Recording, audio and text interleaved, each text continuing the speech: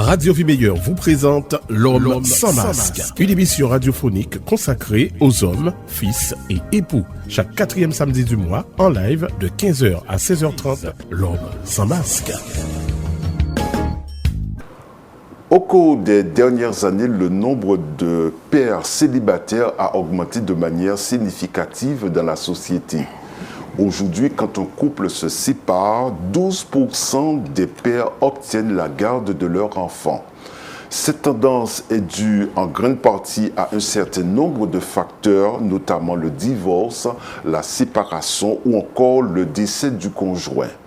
Mais quelles que soient les circonstances, les pères célibataires jouent un rôle important dans la vie de leur enfant. Mais qui sont-ils ces pères ? Qui sont-ils ces pères seuls, ces pères forts? Vous êtes célibataire, vous êtes divorcé ou vous êtes seul à élever vos enfants. Voici une émission qui devrait vous intéresser. Car l'objectif de cette émission, justement, est de valoriser les pères veufs, les pères divorcés, célibataires, que vous êtes et que vous nous écoutez en ce moment.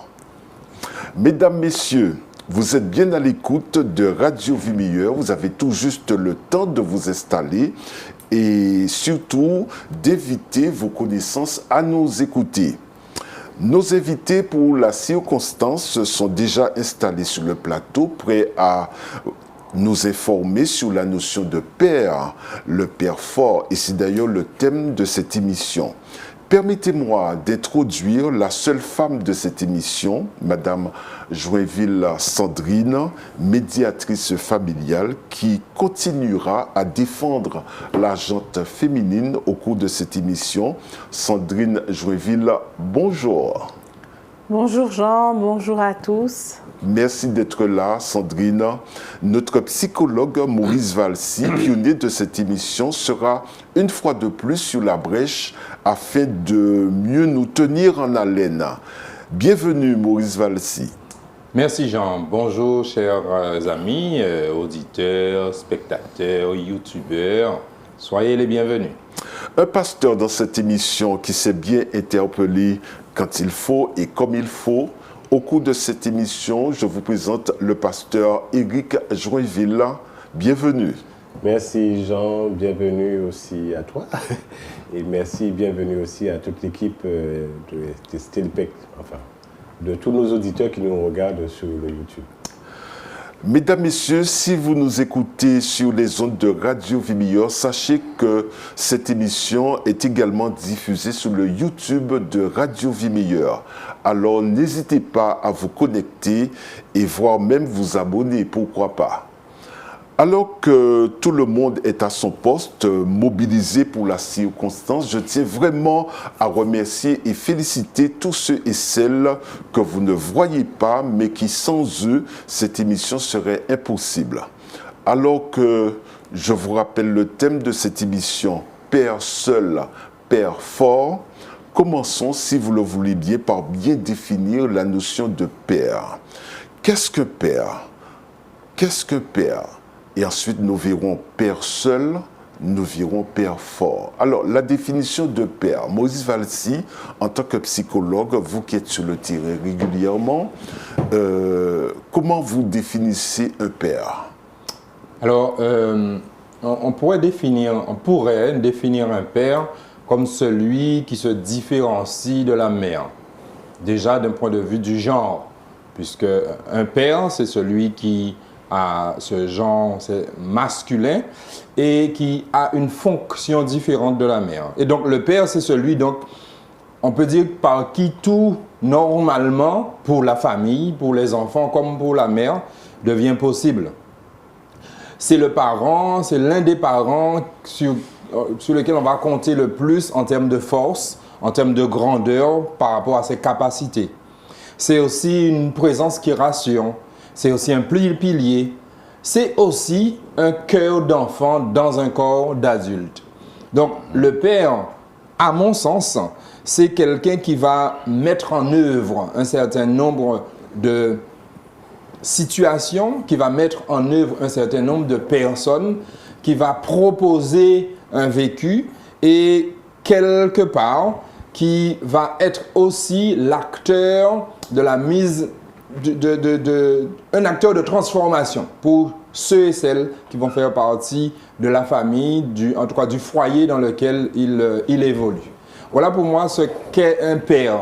Et psychologiquement, le père va être porteur de responsabilité. C'est-à-dire que symboliquement, mais aussi dans l'acting, dans la pratique, le père on va demander au père d'être responsable d'eux.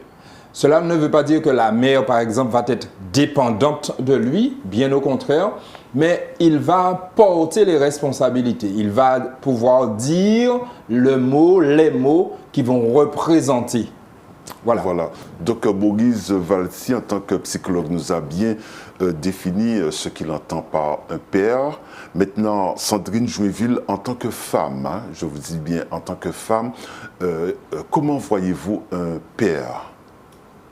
Alors, un père, déjà, c'est lui qui détient l'autorité parentale.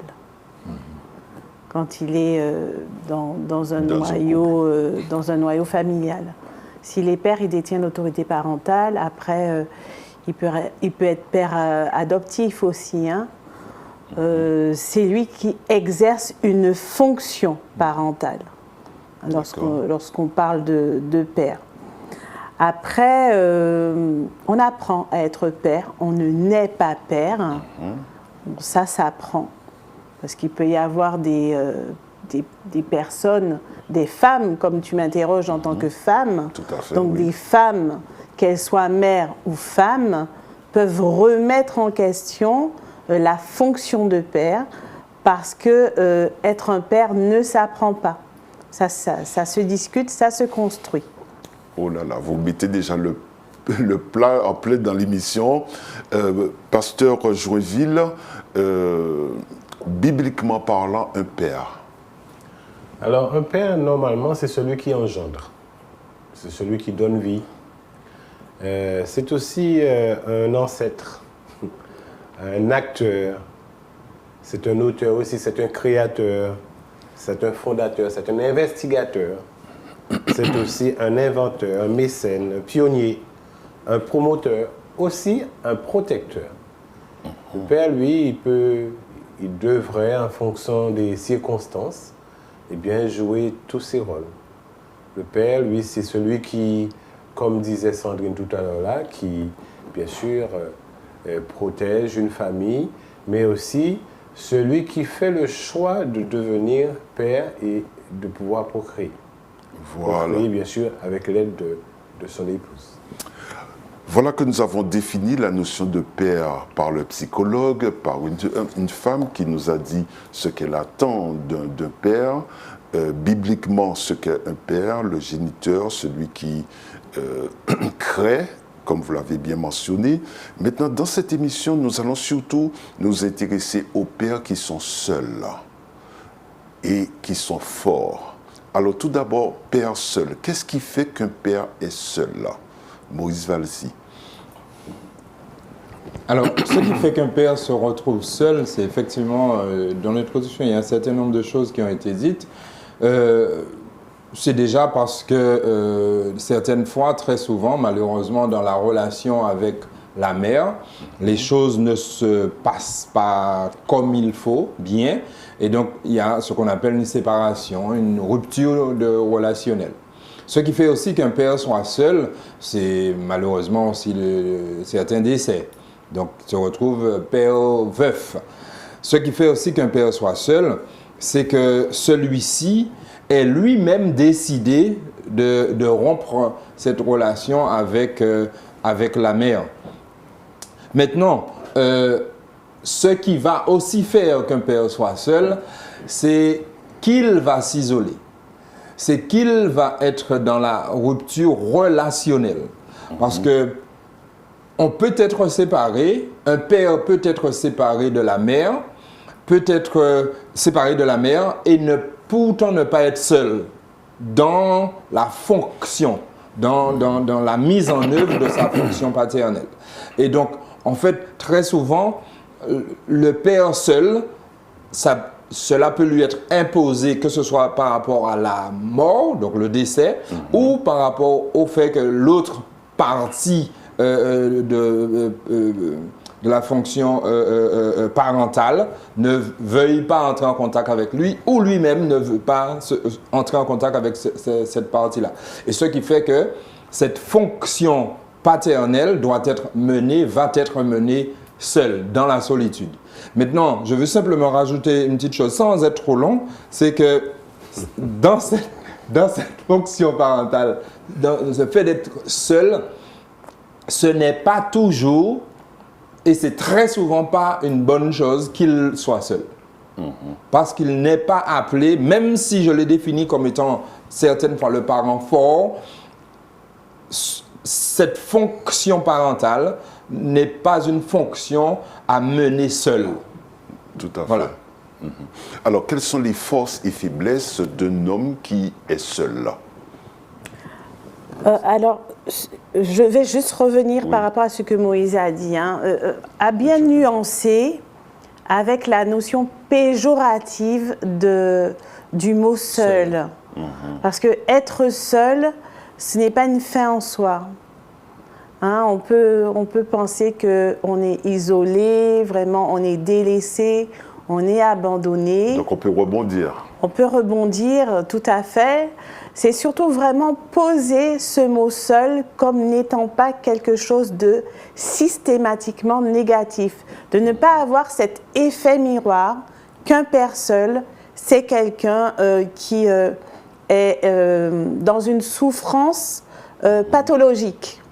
Tout le temps. Il y a une souffrance, mais à devenir pathologique, c'est autre chose. C'est surtout vraiment pour bien cadrer le fait que être seul, c'est difficile, c'est compliqué, on le verra, mais ce n'est pas une maladie. Tout à fait. Vraiment, ce n'est pas une maladie. Donc, je voulais vraiment nuancer et pour pouvoir lier par rapport à ta question, Oui. si je reprends ta question. Oui, la question était quelles sont les forces et faiblesses d'un homme qui est seul? Voilà. Les forces et les faiblesses, c'est déjà la représentation du mot seul. Quand un père va se retrouver seul, c'est comme si le monde lui est tombé sur la tête. D'accord? Ça se fait aussi pour une mère seule. Mais parfois c'est brutal, parfois on ne s'attend pas à se retrouver dans cette situation. Puisque le contexte va être momentané, il va être, comment on dit ça, ponctuel, ou il va être vraiment durable. D'accord? Donc, la faiblesse, bon, on en discutera tout au long de cette émission, c'est déjà que représente pour moi le mot seul.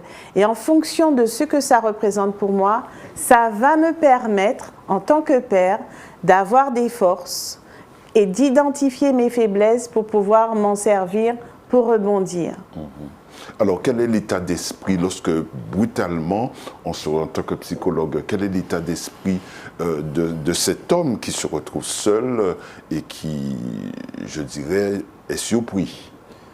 Bon, qui est surpris, qui est triste, qui est malheureux, qui est dans un état de désolation très souvent, donc l'état d'esprit, qui peut se retrouver dans cette... Mais ce qui peut être aussi très joyeux, parce que, justement...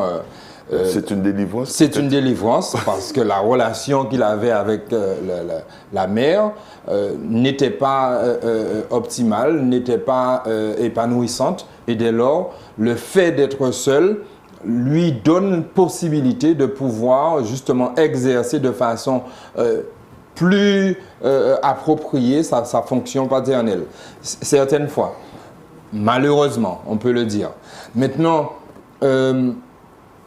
la réalité interne d'un homme seul, père,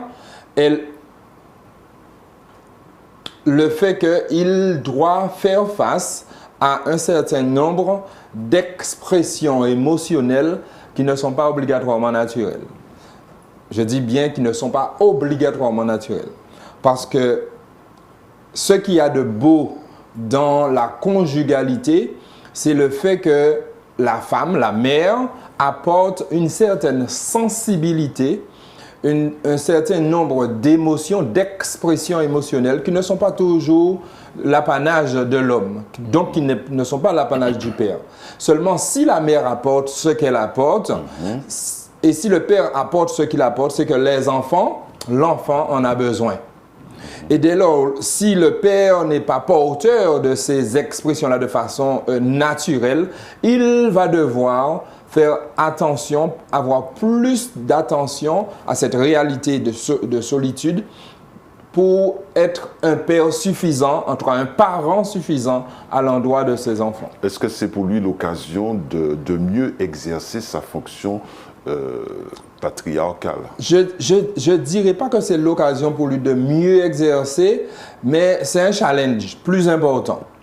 Quel que soit le parent qui est seul, le challenge devient plus important. Parce que la réalité de l'enfant demeure, la réalité des enfants demeure, et donc ce parent doit, on va dire ainsi, quelque part se surpasser. Mais cela ne veut pas dire que le père n'en soit pas capable ou que la mère seule aussi n'en soit pas capable. Bien au contraire, ils le sont. Mais la réalité, c'est que ce sera beaucoup plus difficile. Donc en fait, il se retrouve, le père seul, face à un défi, un sacré défi. Et ce sont ces pères-là qui vont se positionner dans cette force. Et c'est pour ça qu'on parle de pères forts, de pères qui acceptent le défi, qui prennent leurs responsabilités de façon encore plus importante, qui vont devenir ces pères seuls, mais aussi pères forts. Alors Sandrine, dites-moi, dans votre approche familiale de tous les jours, vous rencontrez certainement ces hommes qui prennent à bras le corps leur nouvelle fonction, pas fonction, mais leur nouvelle situation. Oui, c'est-à-dire que le contexte est différent. C'est plutôt ça, on va dire. De plus en plus, en médiation familiale, on accueille des pères célibataires, justement, qui sont... Quand je dis père célibataire, c'est vraiment... ça ne veut pas dire qu'il n'a pas été marié, il n'a pas été en couple, ou... voilà, on se comprend. C'est vraiment des pères seuls.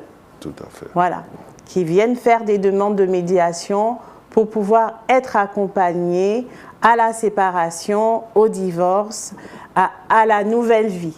De plus en plus, on en rencontre. Parce qu'il faut savoir qu'avant, je vais dire il y a peut-être 20 ans en arrière, on donnait les juges aux affaires familiales, on donnait plus la garde principale à la femme, à la mère. Systématiquement. Okay? Systématiquement, parce que la fonction de père était toujours remise en question, surtout en termes d'aptitude à être un père efficace. C'est ça qui était remis en question.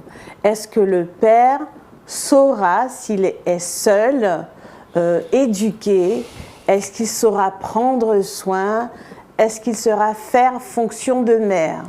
Et au fur et à mesure, on s'est rendu compte, c'est-à-dire la société se rend compte maintenant qu'il n'est pas demandé à un père d'être une mère, qu'il est demandé au père d'être père. Donc on a remis en valeur la fonction de père. Tout ça pour te dire que oui, en effet, de plus en plus des pères viennent en médiation familiale afin d'appréhender leur fonction parentale. Alors, est-ce qu'il y a de plus en plus de pères qui obtiennent la garde et comment expliquer cela? C'est dans ce que je viens de souligner, c'est-à-dire le fait que maintenant, on reconnaît qu'un père est un père. Et on ne demande pas à un père d'être une mère. Un père est un père. Tout à fait. Donc on le reconnaît de plus en plus. Et après, je n'ai pas les chiffres systématiquement, mais ce sont des résidences soit alternées, vraiment avec un équilibre entre la mère et le père, ou des résidences principales parce que la mère est jugée moins apte et moins sécure pour l'éducation des enfants. Mais de plus en plus, le père est reconnu. Alors, pasteur Jouéville, vous, dans votre fonction de pasteur, vous avez certainement affaire à ces hommes seuls-là. Alors, oui, quelquefois, c'est... Mais je voulais quand même rajouter quelque chose avant de répondre à cette question. Alors, quand on parle du père seul, maintenant, vous savez, on a toutes sortes de choses pour communiquer. On a la visioconférence, on a le téléphone. Avant, quelquefois, si la mère était malade et qu'elle devait voyager, le père se trouvait seul avec les enfants. Le père prenait la fonction de pouvoir s'occuper des enfants. Après, quand on parle de père seul, c'est vraiment... Il faut faire la différence entre l'âge de l'enfant. Parce que les premières années, les 6 premières années, normalement, eh bien, c'est la mère qui s'occupe pour le développement des fondements de l'enfant. Cette partie-là, elle est réservée à la mère parce que c'est pas que l'homme ne peut pas le faire, hein. C'est parce que c'est sa fonction, c'est la fonction de la maman de pouvoir faire ça, de la mère. Et après, le père, lui, il a une part, c'est vrai dans cette partie, mais la plus grande part du père, c'est après les 6 années, pour permettre au renforcement de l'estime de soi, au développement physique de l'enfant. Le père est là pour modérer, d'accord, modérer aussi l'amour que la mère donne. Donc, le père a vraiment une fonction bien spécifique.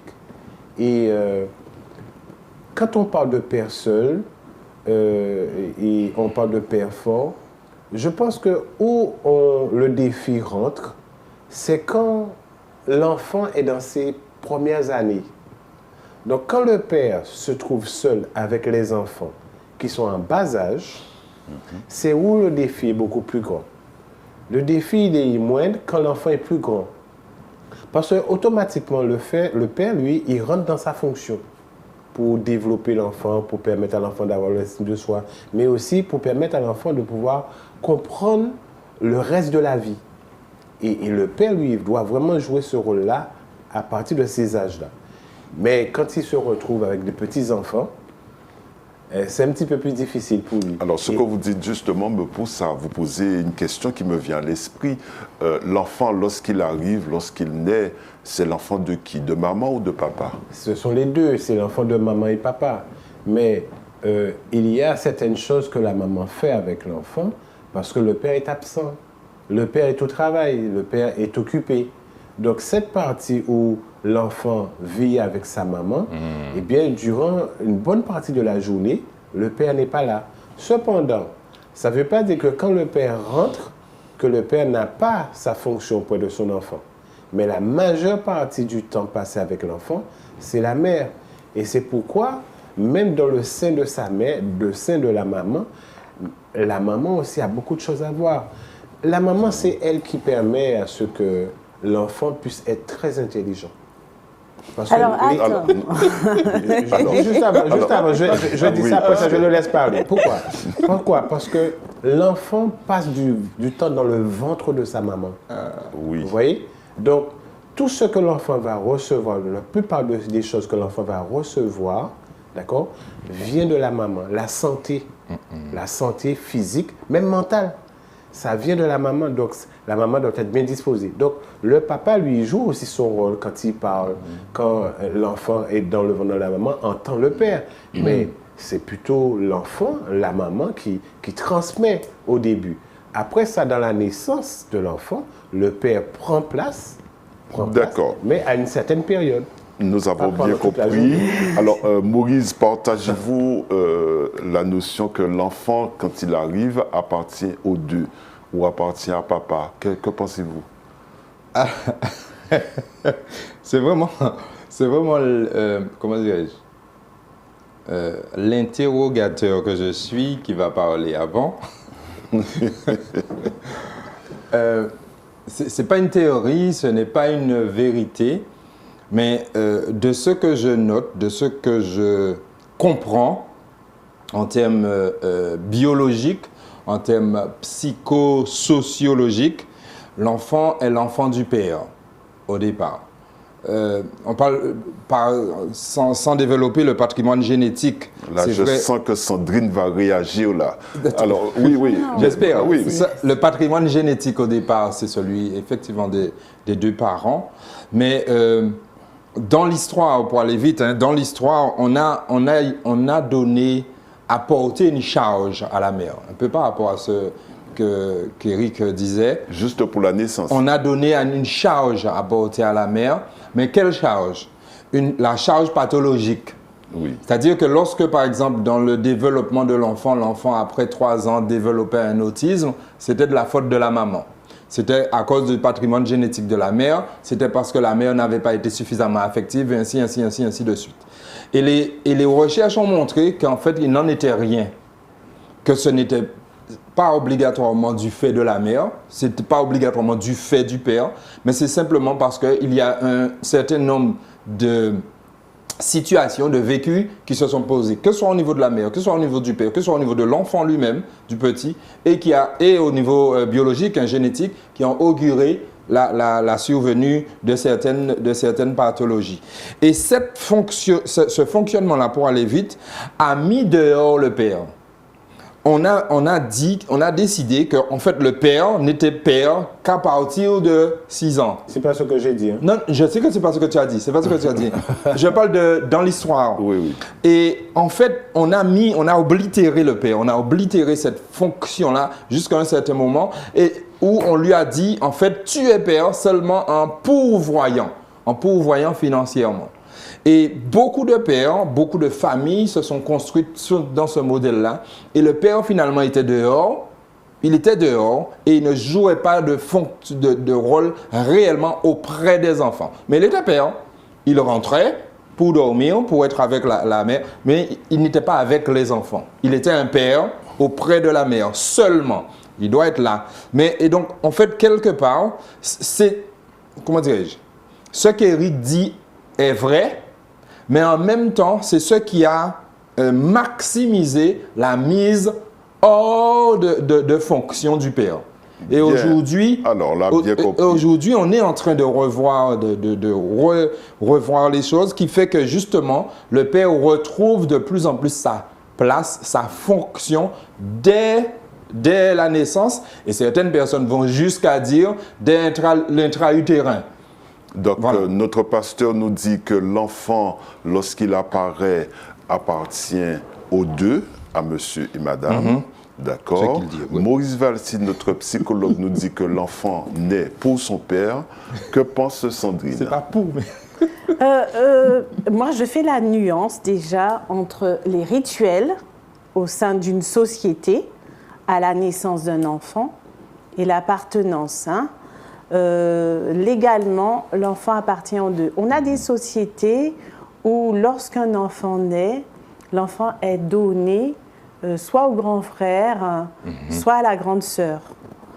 Je crois qu'en Guadeloupe, à un moment, l'enfant était donné aux grands-parents. Aux grands-parents, un moment. C'est-à-dire quand il y avait un problème au sein de la famille.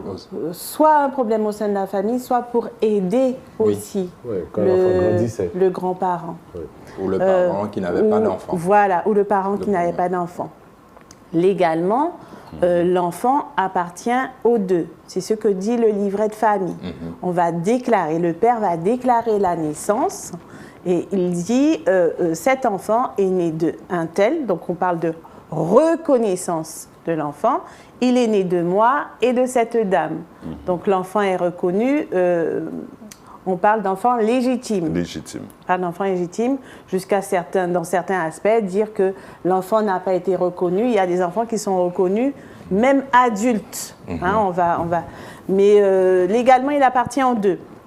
Et la nuance que je faisais, c'était par rapport au rituel. C'est-à-dire que dans certaines familles, la mère était celle qui donne le sein, mais c'est un autre nom. Nourricière. Oui, la mère nourricière, merci Moïse. Et le père pourvoyeur, en effet.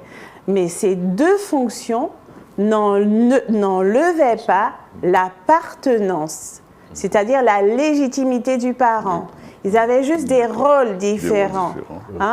Comme tu as dans d'autres sociétés ou c'est le père, comme certaines espèces d'animaux, c'est le père qui va venir nourrir continuellement, apporter l'enfant au sein de la maman, le nettoyer, le laver, vraiment pourvoir à ses besoins primaires.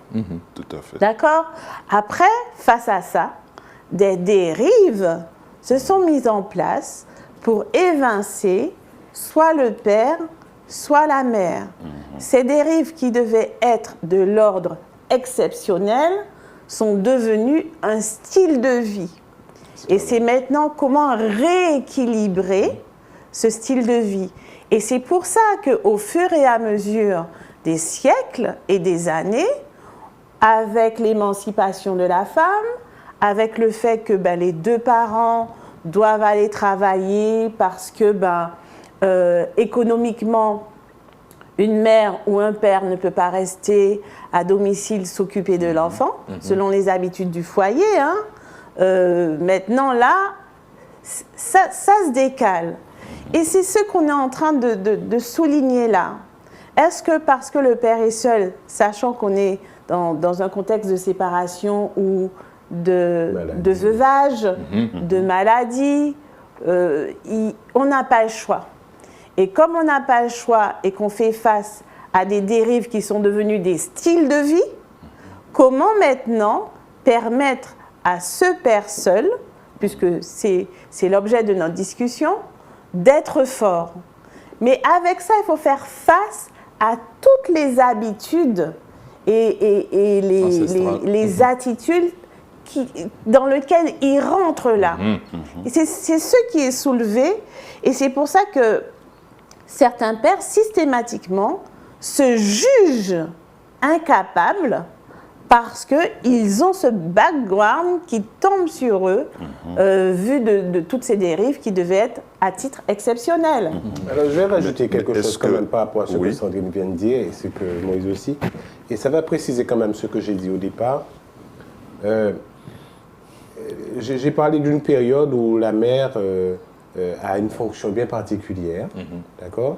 Et que le père qui prend la suite, bon, ça ne veut pas dire que ça arrête la fonction de la mère est toujours là.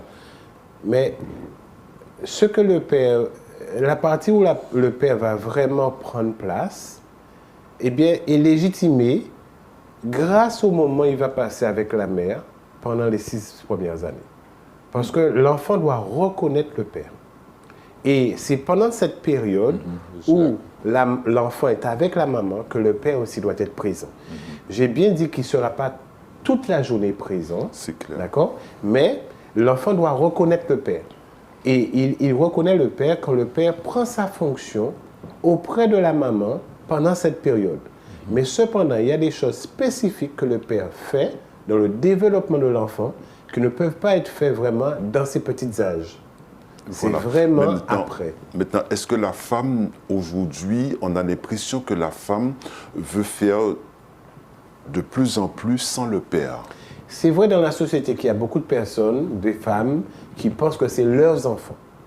Mais ce ne sont pas leurs enfants. D'ailleurs, quand on fait un enfant, on ne fait pas l'enfant pour soi. On ne fait pas l'enfant pour soi. L'enfant vient d'un père et d'une mère. Après, ce qui est important, c'est de faire... Maintenant, on fait la différence entre le père et le papa. Le père, on le présente comme le géniteur, d'accord? Mais le papa, c'est celui qui va prendre la fonction d'aimer, d'accompagner, de soutenir, d'encourager. On fait vraiment la différence. Mais la femme qui, dans certaines sociétés, pense, même ici, pense que voilà, c'est mon enfant, et de plus en plus, on met le père à côté, c'est un danger pour l'enfant. Parce qu'on risque de permettre à ce que l'enfant se développe d'une manière non équilibrée. Car l'enfant est fait de mâle et de femelle. Donc, si dans le développement de l'enfant, il n'y a pas les deux parties, eh bien l'enfant va grandir avec un développement vraiment déséquilibré. Alors ça sous-entend dans ce que tu es en train de questionner et par rapport à la réponse d'Éric, c'est quel a été le projet. C'est-à-dire que quand on fait un enfant, il y a un projet systématique. Hein? Et dans ce projet-là, est-ce que les futurs parents projettent de faire un enfant pour l'un ou pour l'autre, ou bien pour l'un et l'autre? Parce que lorsque l'enfant va paraître, Françoise Dolto le dit, c'est comment le projet se met en place. C'est surtout ça. Si, parce que tu es en train de dire, on a l'impression que les femmes prennent plus de ce que tu dis, hein, plus le côté... Elles veulent faire sans le père. Oui, elles veulent faire... isoler un petit peu le père. C'est-à-dire s'approprier. S'approprier, oui. Voilà, s'approprier l'enfant. On a cette impression. Mais au départ, nous avons beaucoup d'exemples de femmes qui, écoute, je décide maintenant d'avoir un enfant. Oui, ça c'est autre chose. Je veux avoir mon enfant. Oui. C'est pour ça que je te dis, quel est le projet qui se met en place face à ce futur-là? Tu vois? Parce que oui, il y a des femmes qui disent, je veux avoir mon enfant. Parce qu'on a habitué la femme, dans son fort intérieur, à être systématiquement mère. C'est ça aussi. C'est-à-dire que si tu n'es pas mère, tu n'es pas femme. Donc quand tu seras mère, cet enfant-là, il sera le mien systématiquement.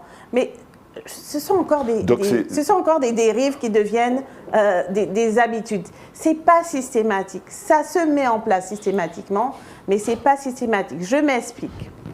Le législateur tient compte... c'est un paradoxe, Moïse. C'est un paradoxe. C'est-à-dire que le législateur tient compte des habitudes d'une société pour mettre en place des lois. Et en même temps, il met en place des lois pour créer des habitudes. Et c'est là où le raisonnement se met en place. C'est pour ça que je parle de projet. Quel est le projet autour d'un enfant? Quand c'est possible, hein, parce qu'il peut y avoir un très bon projet et puis la mère meurt en couche. Oui. Hein? Il peut y avoir ces projets-là, ça. Maintenant, quand la personne s'approprie l'enfant, c'est plutôt le projet qui est à revoir, plus que la réaction qui en découle. Alors, j'ai été interpellé par le fait que tu disais tout à l'heure que les femmes, juste pour avoir le statut de mère, décident d'avoir un enfant. Oui. Voilà. Je suis interpellé par ça, Moïse. Oui, ça arrive très souvent. Maintenant, ça veut dire que ce père-là dont nous parlons devient un moyen. Ouais. Et il est un objet que l'on va utiliser à raison dans le sens du projet. Le projet, c'est d'avoir un enfant et, je veux dire, véritablement d'avoir, possédé un enfant. Mais quelles sont les conséquences après? Justement, un enfant ne devrait pas être une possession. Parce qu'une possession, c'est un objet. C'est quelque chose que l'on a et qui va être malléable à souhait et qu'on va en faire ce qu'on veut. Mais un enfant, c'est un sujet.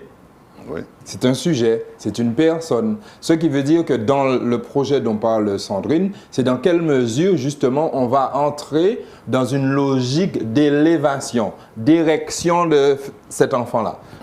Et quelque part, lorsque Sandrine, au départ, parlait de cette responsabilité, c'est-à-dire le père va être le représentant légal.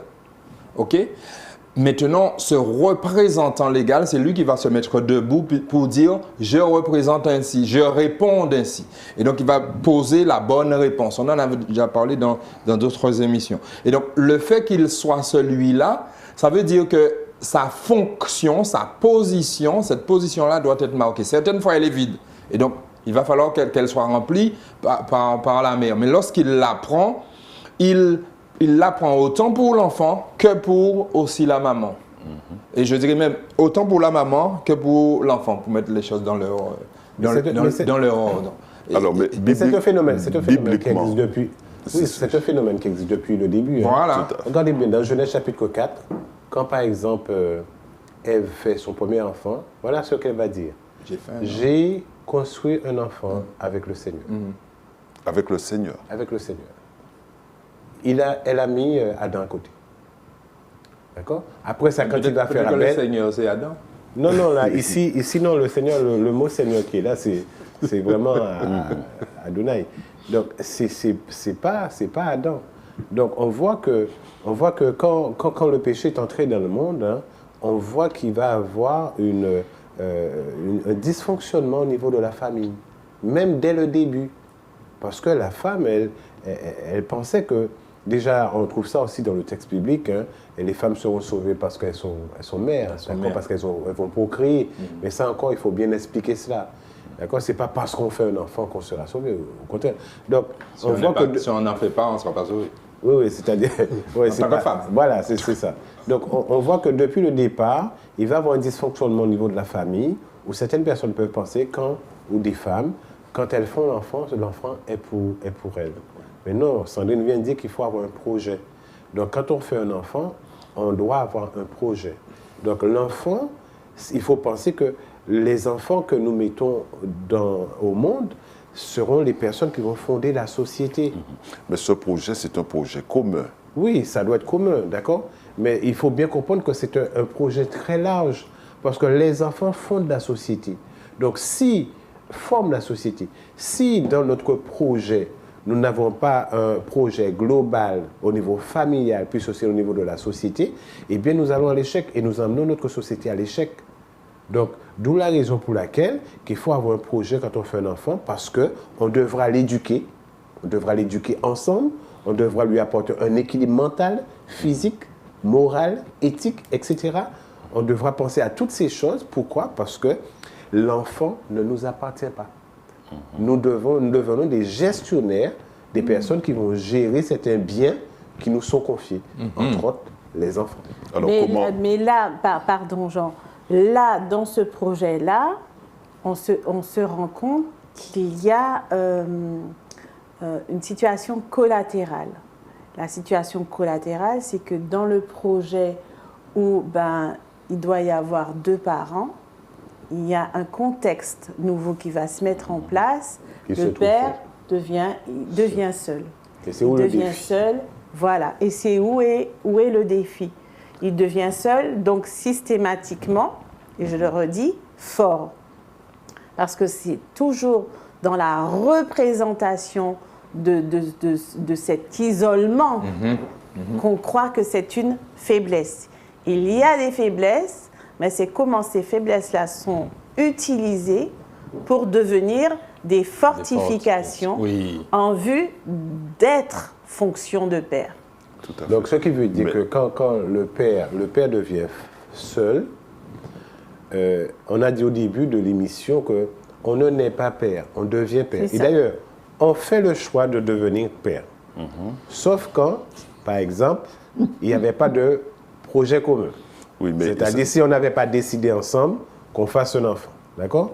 Parce qu'il y a certains pères qui deviennent pères, mais ils ne s'attendaient pas à devenir père parce qu'ils n'avaient pas projeté cela ensemble. Donc, quand on fait le projet de devenir père, d'accord, eh bien, on fait le projet aussi comme on ne naît pas, on devient père. Ce qui veut dire quand il devient seul, il y a des choses qu'il va devoir apprendre. Mais c'est ce que j'allais dire, mais comment faisons-nous pour apprendre? Aujourd'hui, est-ce que la société met en place ce qu'il faut pour permettre aux hommes d'apprendre leur fonction de père? Je ne sais pas pour la société, mais je peux te dire, au niveau du texte biblique, qui est là, pas seulement pour les croyants, parce que d'ailleurs, toutes les sociétés sont fondées sur le texte biblique. Il y a l'histoire des sociétés, d'accord? Même si maintenant on renie les origines, mais on ne peut pas renier vraiment ce qui construit le peuple. Et on peut les trouver, bien sûr, dans le texte. Après, ça, il y a des déviances qui vont se mettre en place, mais il y a un projet, il y a des conseils qui sont donnés, une vision pour aider à un père d'être père quand il est seul. Devenir père, je répète, devenir père, donc il y a quelque chose il y a un process, d'accord? C'est devenir responsable. Maintenant, pour devenir père, comme le disaient Sandrine et Eric, il y a un projet. Donc, ce qui veut dire que c'est c'est une démarche, c'est un process volontaire. J'ai l'intention, je décide d'être père, de prendre donc responsabilité. Maintenant, lorsque la solitude dont nous parlons survient, involontairement ou volontairement, quelque part, ce défi dont on a parlé se pose. Maintenant, ce père fort-là, il est fort pas pour lui. Le père fort n'est pas fort pour lui. Il est fort pour l'enfant, les enfants, et ou pour la maman. Parce qu'en fait, il n'était pas censé être là, dans cette position-là, et il l'assume, en fait. Et je pense que c'est aussi, cette émission, on doit pouvoir aussi dire cela à ces pères-là qui sont seuls et qui assument, qui répondent en fait, qui portent la bonne réponse à l'endroit de leur enfant et ou à l'endroit de cette mère-là qui est loin ou qui n'est pas là. Parce que lorsqu'elle n'est pas là, ou lorsqu'elle n'est pas là, elle n'est pas présente, ce père-là aussi doit faire vivre la mère auprès de ces enfants-là. Et même si il est en situation de veuvage, la faire vivre, c'est-à-dire ne pas l'aliéner, ne pas la faire disparaître dans l'esprit, dans la conscience de ces enfants-là. Il a ce devoir-là.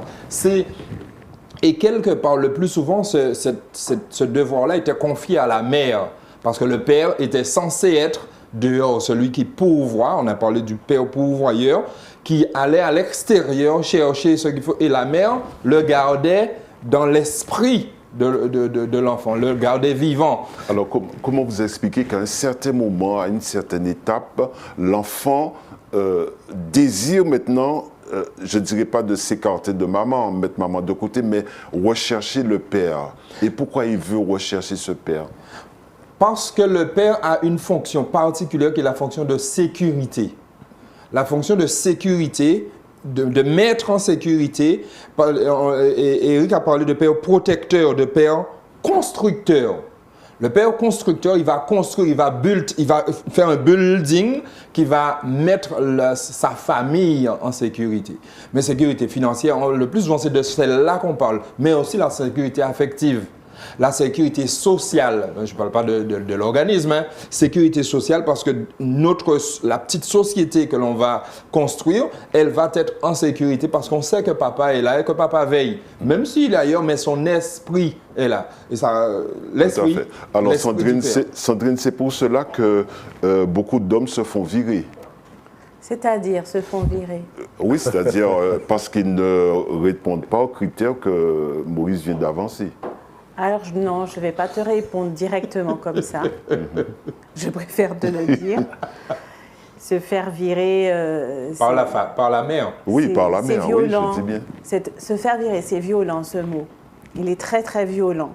Malgré le fait que c'est vrai, c'est quand même violent.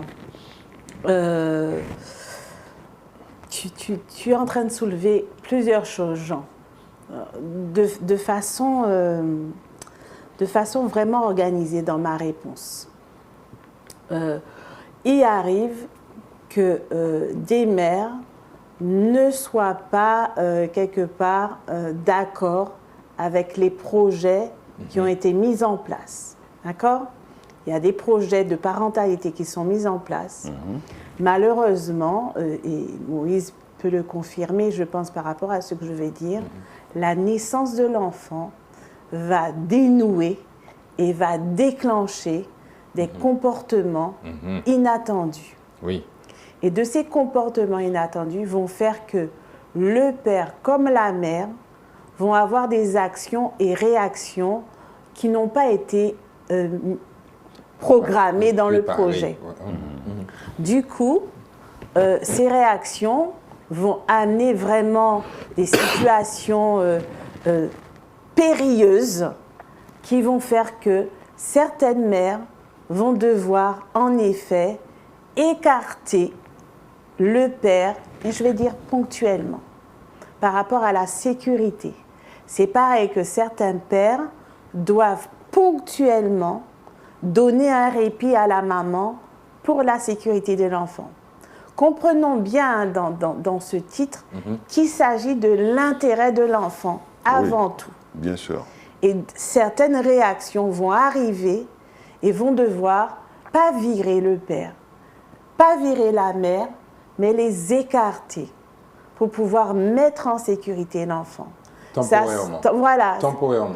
C'est vraiment une action ponctuelle et temporaire. Mais il faut que ce soit réfléchi. Voilà. C'est très, mais, quand il ne s'agit pas de décès. OK? Oui, mais il faut que ce soit dit que c'est temporaire. C'est pour ça que je te dis que ce mot-là, ils se font virer. C'est dur. C'est violent. Oui. C'est très violent parce qu'il y a des situations où l'enfant est vraiment mis en danger. Tout à fait. Et donc, certaines mères doivent prendre cette décision. Certains pères doivent prendre cette décision. Et c'est pour ça qu'on parle de fort. Mais quand j'en dis ce mot, en réalité, la réaction de certaines mères sont comme ça. C'est violent et c'est comme si c'est viré. Mais par contre, la façon qu'elles devraient voir, c'est comme tu l'expliques là, d'accord? Mais il y a une réalité qui se rencontre. Hein. Tout à fait. C'est que quelquefois, l'homme se sent viré. Il le sent. Mais c'est violent pour lui. Il le sent, c'est ce que je dis, il le sent.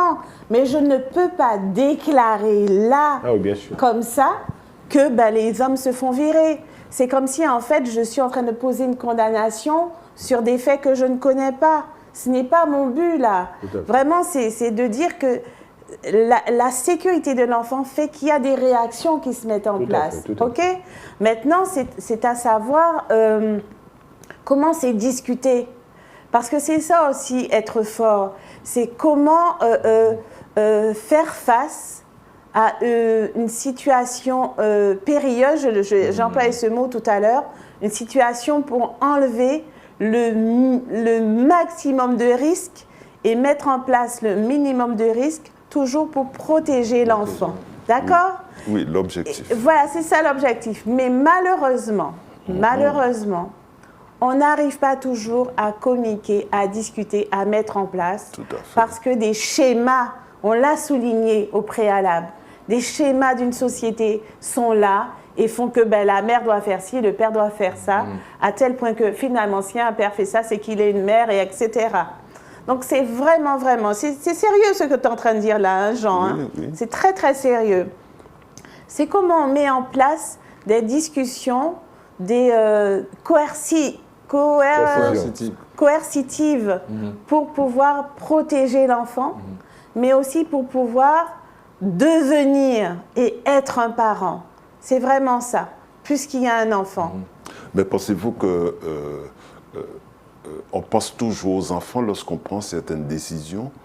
Parce que bien des fois, les décisions, on les prend et c'est après qu'on pense aux enfants. Réaction. Mais normalement, ça doit être clairement mûri en amont. Alors on peut avoir des parents qui ne vont pas penser aux enfants, on peut avoir des parents qui vont le faire parce qu'il y a des enfants. C'est-à-dire que, je le redis encore, hein, il s'agit d'accompagnement individualisé d'un couple et d'une famille. Et là, d'un couple parental. Parce que le couple n'est pas le couple parental, puisque l'enfant à naître va décharger des réactions qui seront jamais programmées quand le couple n'est pas encore parent. Maintenant, nous avons le cas de pères qui n'ont pas les moyens.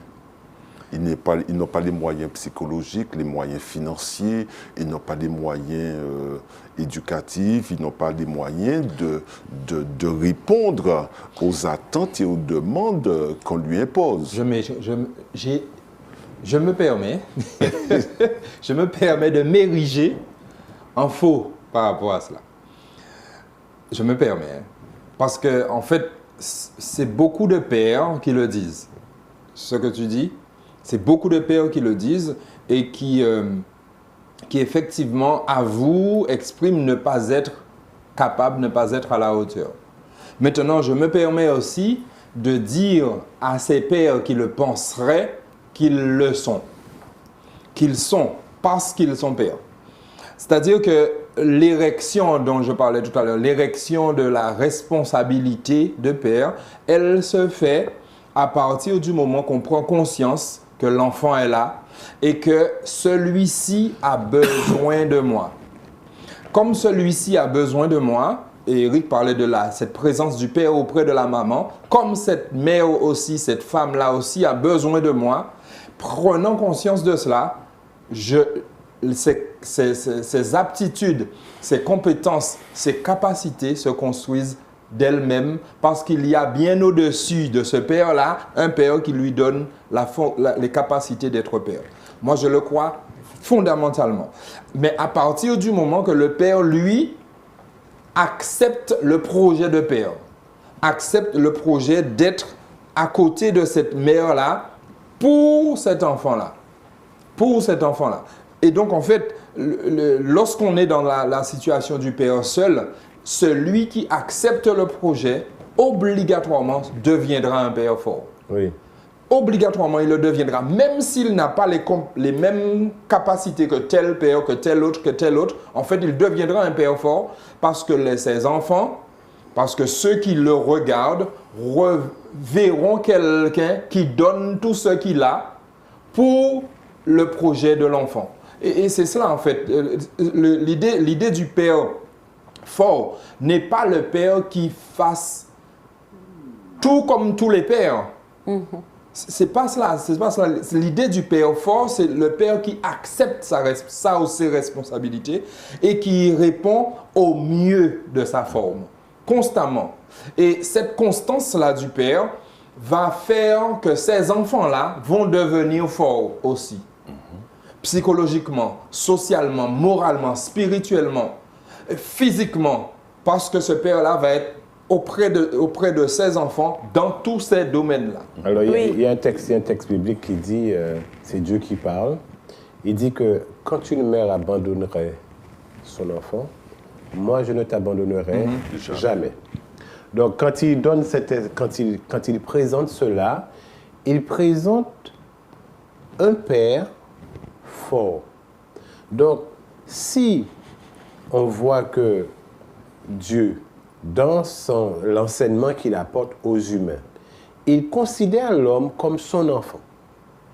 Et s'il considère l'homme comme son enfant, Genèse chapitre 1er, il dit que, voilà, le chapitre 2, il dit que faisons l'homme à notre image et selon notre ressemblance. Donc, ce qui veut dire que l'homme créé n'est pas n'importe quelle image. Il est à l'image du Père, selon la ressemblance du Père. Donc, quand un homme et une femme prennent la décision de faire un enfant, eh bien, ils créent l'enfant selon leur image et leur ressemblance, parce que l'enfant aura les deux. Donc, quand il se trouve seul, il faut qu'il se rappelle que l'enfant, c'est sa partie.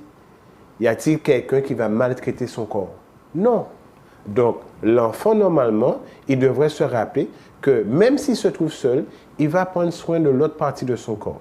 Une partie de son corps. Et c'est avec cette idée que, en sachant que l'enfant, c'est aussi sa progéniture, il peut être capable de pouvoir prendre soin, de pouvoir mettre les choses en place, parce qu'il prend soin de son propre corps, de son enfant, de sa partie. Donc, il peut faire face à ce défi de pouvoir, quand il se trouve seul, d'être aussi un père fort. Alors Sandrine, comment vous réagissez? Alors moi, je réagis juste pour dire les mêmes choses, mais de façon différente. Ce qui veut dire que dans ce que Moïse et Eric disent, c'est qu'un père, il est là pour déléguer, pour avoir du discernement, pour établir des règles, pour équilibrer, par exemple, s'il est seul, le travail, l'éducation des enfants, comment il va s'organiser, à quel support il va prétendre, quelle aide il va avoir, tu vois, toutes ces choses-là, c'est-à-dire dans le fait d'être un père responsable, un père fort, ça se dilue par une organisation.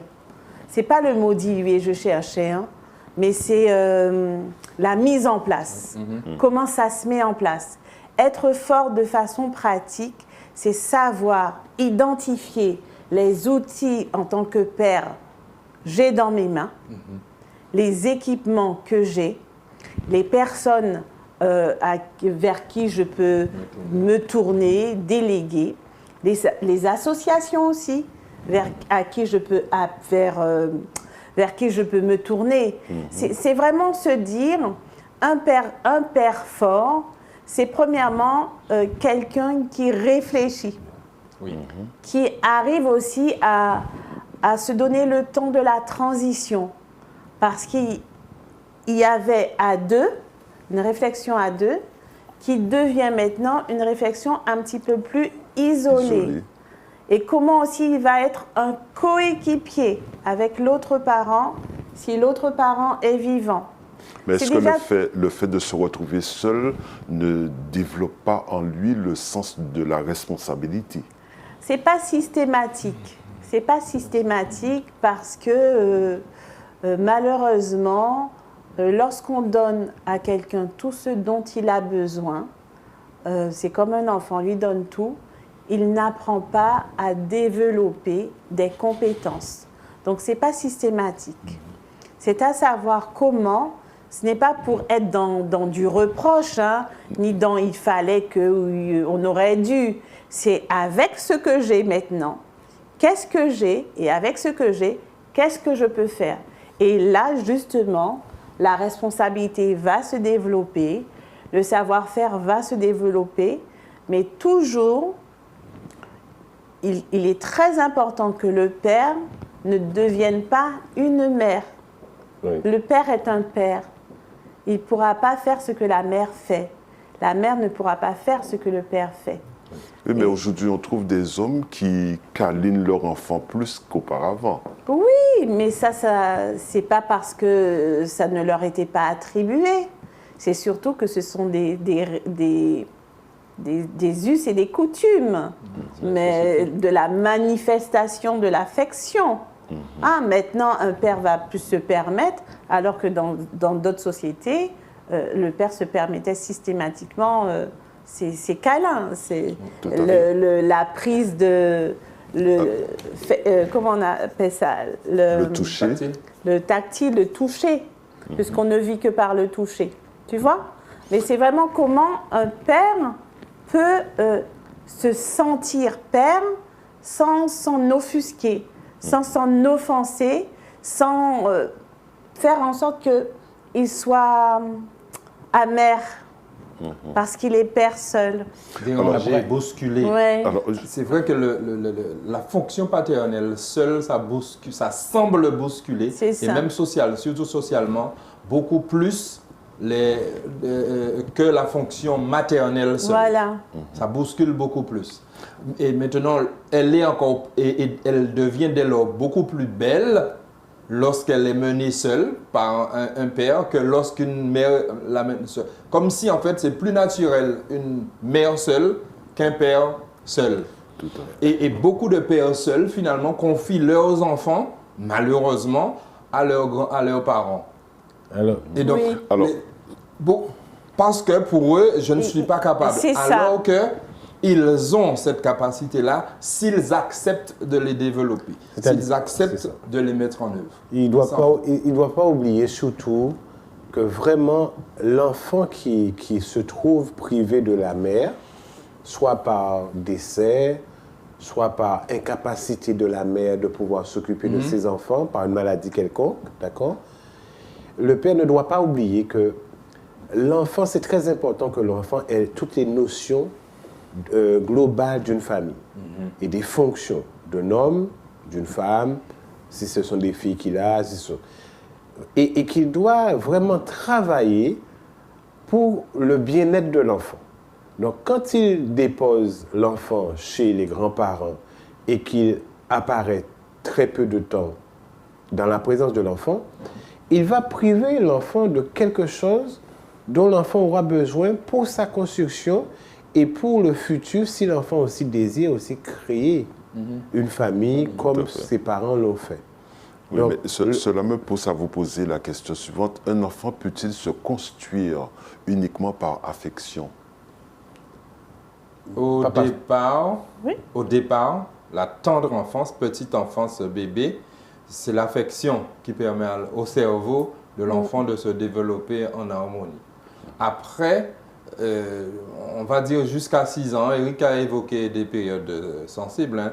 Jusqu'à 6 ans, l'affection, la présence, elle est fondamentale. Jusqu'à 3 ans. À partir de 3 ans, on va entrer plus dans des relations de découverte sociale où l'enfant va commencer à découvrir le monde.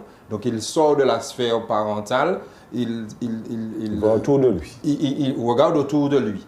Et là, il va commencer à connaître le monde, découvrir le monde par le jeu, par un certain... Mais ce sont les parents qui vont être ses guides, en fait. C'est le père seul qui va être son guide. Donc, ces notions-là doivent être présentes. Et donc, dans ce projet-là, ce parent, ce futur père-là, ces futurs parents ont le devoir, et je le dis pour les jeunes qui ne sont pas encore parents, ont le devoir de s'informer sur ce qu'est un parent, sur ce qu'est un père, ce dont a besoin un enfant pour pouvoir grandir et se développer en harmonie. Parce que in situ, c'est pas là qu'on va maintenant aller chercher les livres, puisque l'enfant grandit là, maintenant. Oui. Mais l'affection est toujours là. Mais l'affection est toujours là. Elle est constante.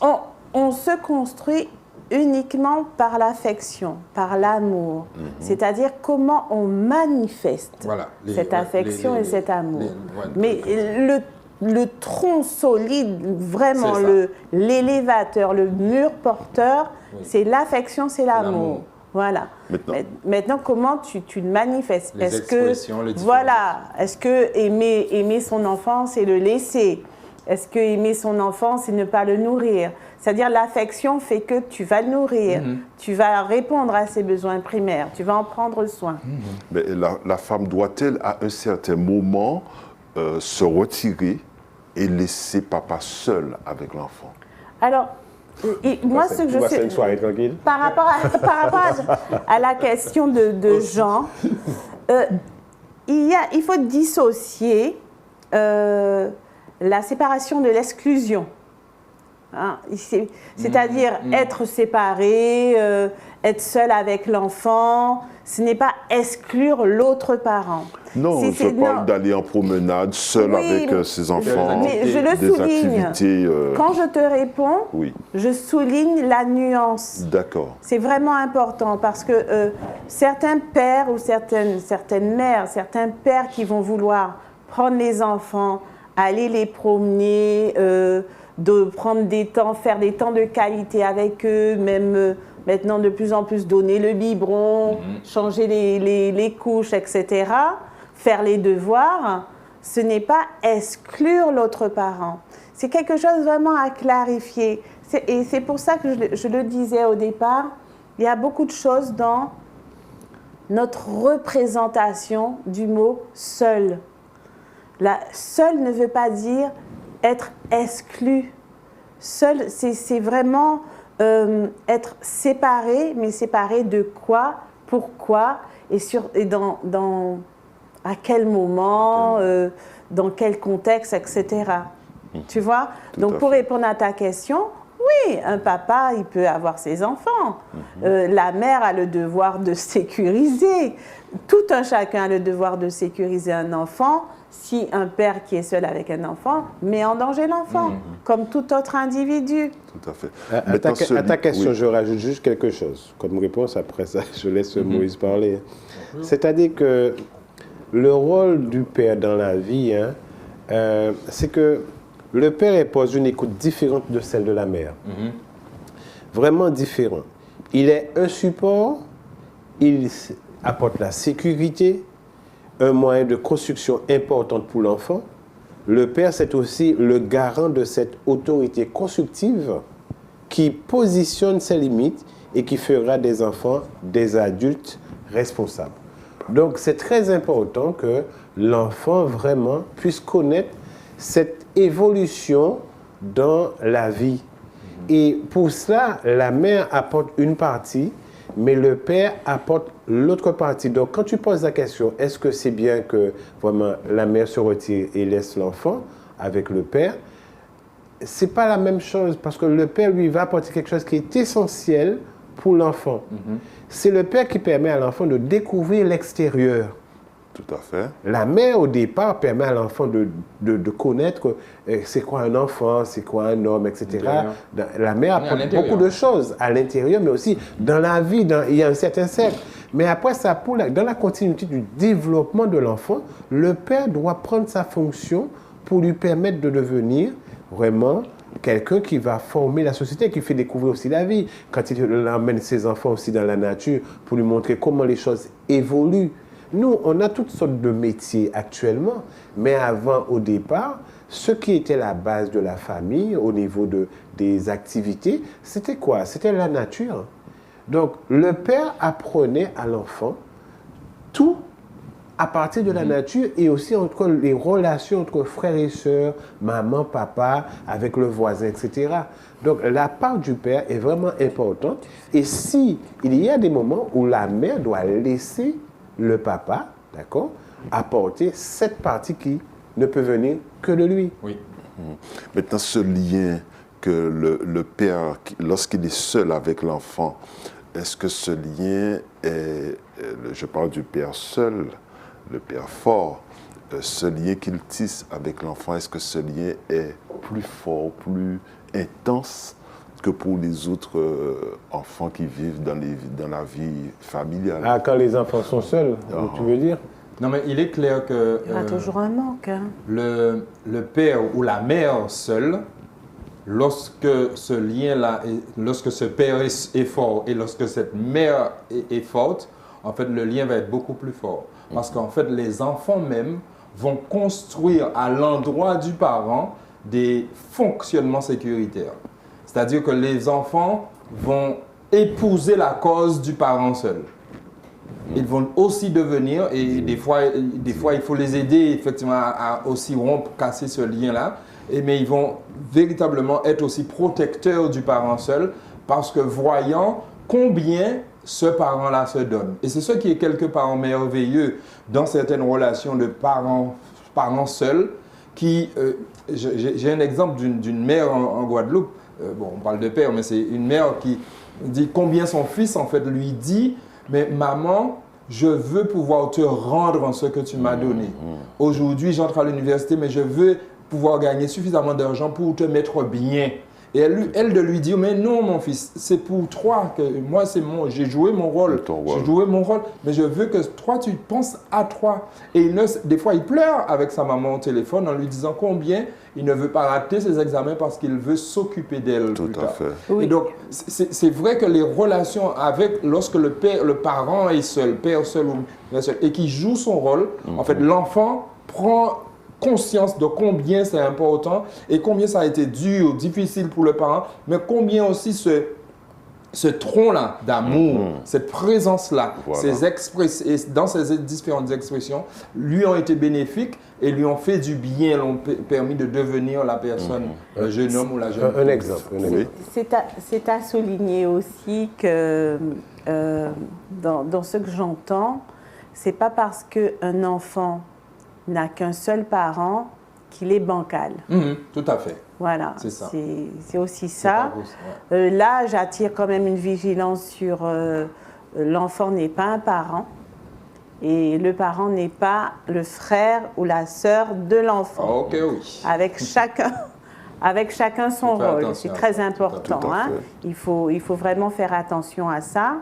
Autrement, on parle souvent de ce mot résilience, tout en faisant attention à ne pas exclure et mettre en aliénation l'autre parent. Tout à fait. D'accord? Parce que c'est ça qui va permettre à l'enfant d'être équilibré et de ne pas être dans ce côté manque bancal, il me manque quelque chose parce que je n'ai pas eu de maman. C'est vraiment, il faut faire attention à ça. Je me permets de rebondir. Vraiment, il y a trop de parents qui font cela en pensant faire du bien. En fait, c'est-à-dire, j'aliène l'autre parent, c'est-à-dire aliéner le parent, c'est effectivement poser à l'endroit de l'enfant les actes malveillants de l'autre parent. Comme quand l'autre parent a fait ça, ton père a fait ça, ta maman a fait ceci, elle n'est pas ceci, elle n'est pas cela. En fait, on aliène le parent auprès de l'enfant. Et donc, l'enfant se sent que ce parent-là, que l'autre aliène, en fait, ne fait pas ce qu'il faut. et effectivement, il devient un enfant bancal. Oui. Et il faut que les parents comprennent qu'il faut arrêter ce genre de fonctionnement parce que finalement, au lieu, certes, ils font mal aux parents qu'ils aliènent, mais ils font mal encore plus à l'enfant qui se construit. Oui. Alors, je vais juste apporter un exemple, comme vous le connaissez bien, j'apporte toujours un exemple tiré du texte biblique. Dans Genèse chapitre 23, on voit que c'est la vie d'Abraham.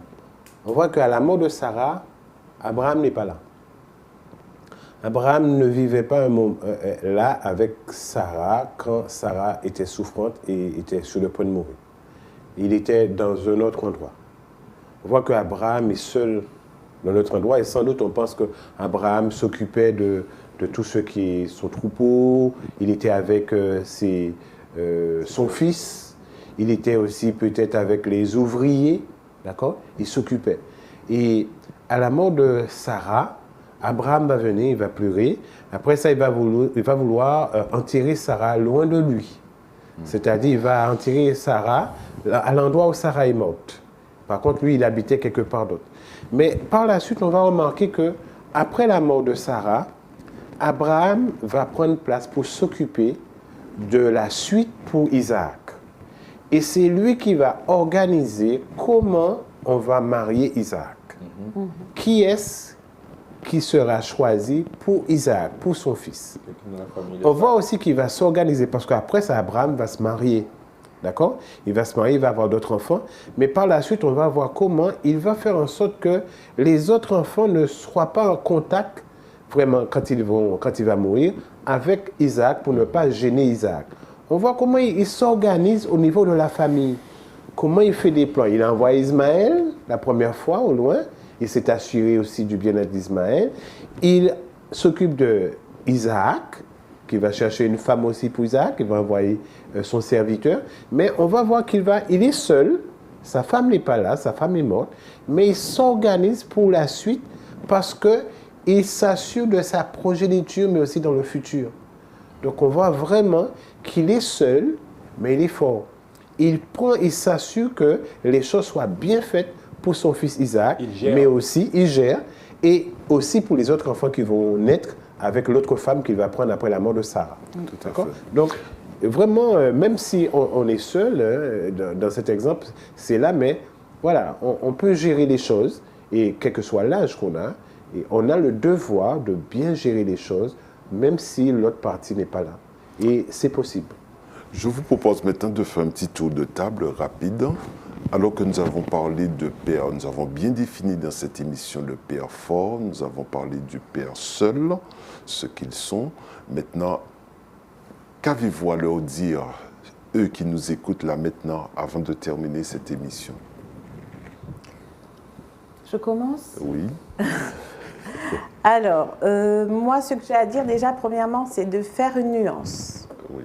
La nuance, c'est être un père seul et un père fort n'est pas un père qui se sent seul dans son couple parental, n'est pas un père qui se sent seul dans sa famille.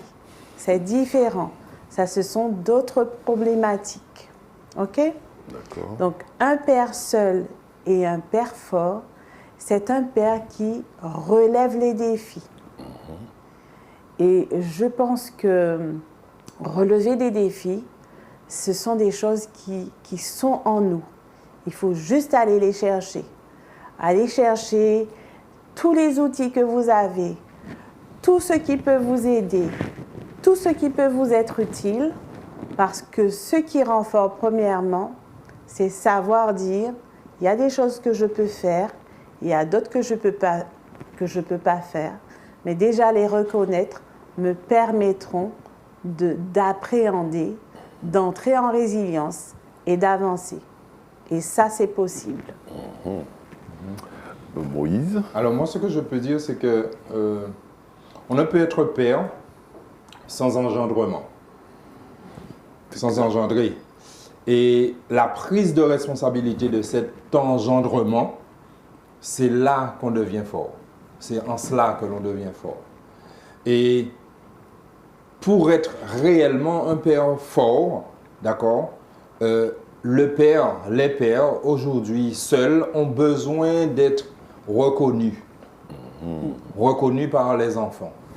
Reconnu dans cette fonction en aimant, en étant présent, en répondant, en étant une espèce de rocher solide, mais prêt à prendre des coups, prêt à répondre aux défis. On ne peut pas être père sans être bousculé. Et beaucoup de pères n'ont pas envie d'être bousculés, refusent d'être bousculés. Et lorsqu'ils le sont trop, ils font marche arrière. Et là, en fait, ils génèrent une construction meuble chez leur enfant. Et il faut que les pères sachent qu'ils doivent être forts, qu'ils doivent être solides pour que la construction de leur enfant soit une construction forte, solide. Même si la mère n'est pas présente, le père doit la faire vivre. Même si elle n'est pas présente, il doit la faire vivre parce que ses enfants en ont besoin. Et, chers pères, vous avez besoin de passer aussi des moments de qualité avec vos enfants seuls. Même si la mère est présente, même si vous êtes mariés, vous devez avoir des moments de qualité avec vos enfants. Des moments de qualité avec les garçons, des moments de qualité avec les filles. Pensez à ça. La dernière conclusion, celui du pasteur. Eh bien, je dirais qu'on voit que dans le texte biblique, Jésus présente aux hommes qui est leur Père. Notre Père qui est dans les cieux, il va apprendre à prier, d'accord? Il va dire notre Père qui est dans les cieux, à Binou. Et quand il est dans un moment où il a besoin, il dit Abba. Il dit Abba, ça veut dire papa, gentil papa. Donc, tant qu'il présentait les hommes, il le présentait comme père, etc. Mais on voit que dans un besoin bien spécifique, il dit papa. Donc, l'enfant, on a dit que le père, c'est le géniteur, celui qui crée, qui apporte naissance. Mais le père doit devenir un papa. Et je pense que nous tous, nous avons besoin que quand nous sommes en difficulté, quand nous avons besoin, nous appelons notre père papa. Donc nous devons permettre à ce que les enfants, nos enfants, puissent aussi nous appeler papa. Qu'on ne soit pas seulement vraiment un père, mais aussi un papa, celui qui permet le développement, le soin, la sécurité, mais aussi permettre à ce que l'enfant puisse connaître les d'autres ouvertures de la vie. Et je pense que tous les papas, et puis, ils doivent faire ainsi. Après, on ne demande pas la permission pour devenir papa. Il ne faut pas demander la permission pour devenir papa. Il faut prendre sa position de père et aussi de papa. Et même s'il y a des réticences, mais ça va se faire. Après ça, il faut user de patience. Ça dépend dans quel contexte que l'enfant évolue. Mais voilà, quand on devient aussi père seul, il ne faut pas demander la permission. Il faut jouer son rôle de père et de papa. Et cela est possible. Pourquoi? Parce qu'on a un exemple biblique. Et c'est pour ça cet exemple est là, pour permettre à ce que les hommes puissent avoir des exemples pour mieux faire. Alors, maintenant, la dernière chose que je vais dire, nous ouvrons beaucoup de livres pour connaître comment fonctionner en tant que papa. Mais s'il y a un livre par excellence que nous pouvons lire, quels que soient les hommes, pour savoir le rôle d'un papa, comment faire, eh bien, ce sont les Saintes Écritures.